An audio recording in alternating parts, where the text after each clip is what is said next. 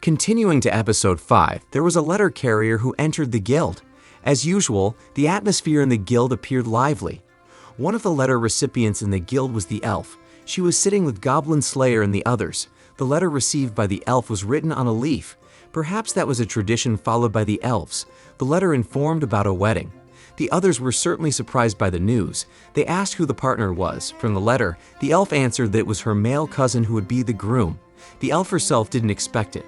Her male cousin was quite stubborn. The priestess girl congratulated the elf and asked if the elves also celebrated wedding ceremonies. If they did, the priestess girl wanted to come and join the celebration. It turned out they did celebrate it. The elf was delighted that her companions were willing to come. The lizardman said that he didn't expect to part ways with the elf here. However, the elf was puzzled about why she had to part ways. The priestess girl was curious if her husband would allow her to continue traveling and facing danger after the wedding.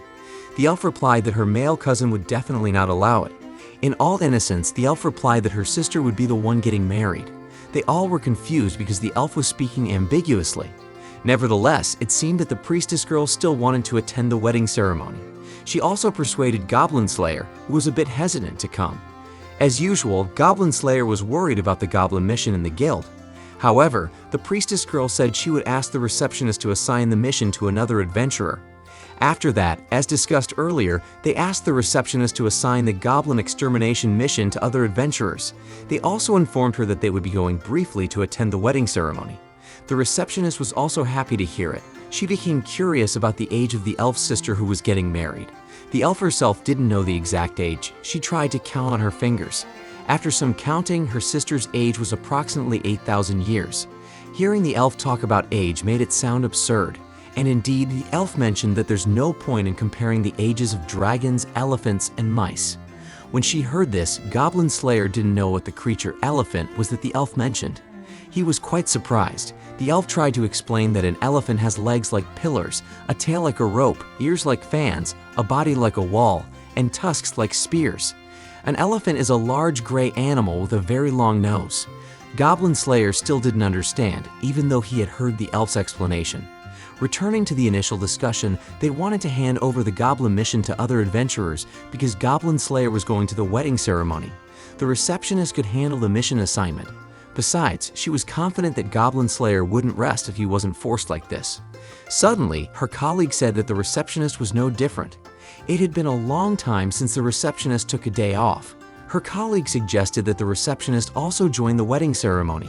However, before they left, it seemed they had to complete some remaining missions. Her colleague asked Goblin Slayer to exterminate more goblin nests so that the receptionist could enjoy her vacation peacefully. Goblin Slayer and the others were in the process of eradicating goblins that had taken refuge in a church. While Goblin Slayer was mercilessly dispatching all the goblins, his companions were searching for the nuns who had fallen victim to the goblins' violence. Some of the nuns had already lost their lives, while others could still be saved. They were planning to depart the following day with the survivors, as they needed a cart to transport them. On that night, the dwarf tried to find any valuable items that the goblins might have overlooked. Fortunately, he stumbled upon an artifact, a stone with ancient inscriptions. Only the dwarf and the lizardman could decipher the writing in this place. The goblins likely couldn't distinguish it from ordinary stones. Nevertheless, the lizardman felt that the goblins had become slightly smarter lately. The elf had also returned from her reconnaissance mission outside. Fortunately, she hadn't found any traces of fleeing goblins. Even though they were being targeted by other goblins, they wouldn't be attacked on their way back. Afterward, the priestess girl demonstrated a new spell she had learned called Purify. This spell could heal and cleanse those around her. As it turned out, when the priestess girl informed the high priest that she had reached a higher level, the high priest performed a ritual to grant her the new spell. The next evening, Goblin Slayer returned to the farm. The farm girl welcomed him enthusiastically.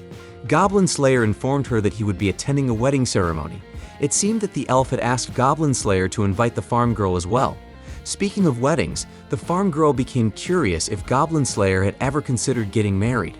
Suddenly, she mentioned that when they were children, Goblin Slayer had made a promise to marry the farm girl when they grew up.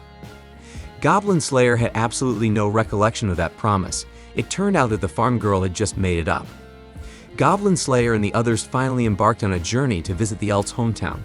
On their way, they made a stop at Watertown, a place they hadn't visited in a year. They intended to deliver the stone artifact they had found to the temple in the city. As they disembarked from the carriage, the elf wanted to explore the city and buy souvenirs.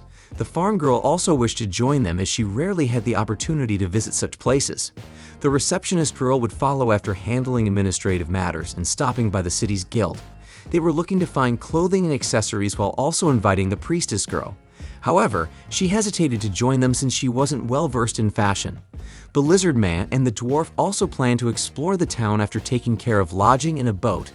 The farm girl apologized for any inconvenience, but the lizardman didn't mind at all. Besides, he wanted to express his gratitude for the delicious cheese they were always offered. Meanwhile, it appeared that Goblin Slayer wanted to deliver the stone artifact directly to the temple.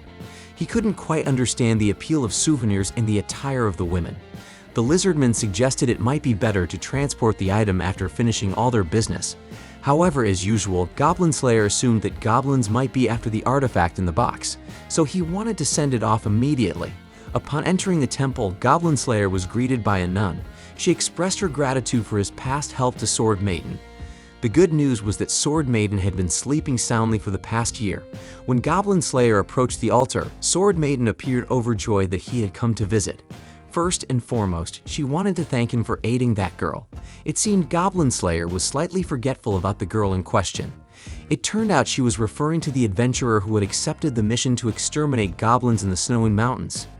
Then, Sword Maiden tried to prompt Goblin Slayer to inquire about her life over the past year. However, Goblin Slayer promptly mentioned that he had heard everything from the nun earlier. Sword Maiden instantly pouted upon hearing this. By the way, Sword Maiden had already heard that Goblin Slayer was bringing an artifact document. After handing over the artifact, Goblin Slayer was about to leave. However, Sword Maiden hoped he could stay a bit longer. Goblin Slayer explained that he was heading south with his friend. To travel there, they would need to navigate a river by boat. Sword Maiden also warned that there had been recent reports of sunken ships, possibly due to goblins. On that evening, they had some fun before their departure the next day. The lizard man and the dwarf were enjoying food and beer in town, while the girls were out shopping for clothes.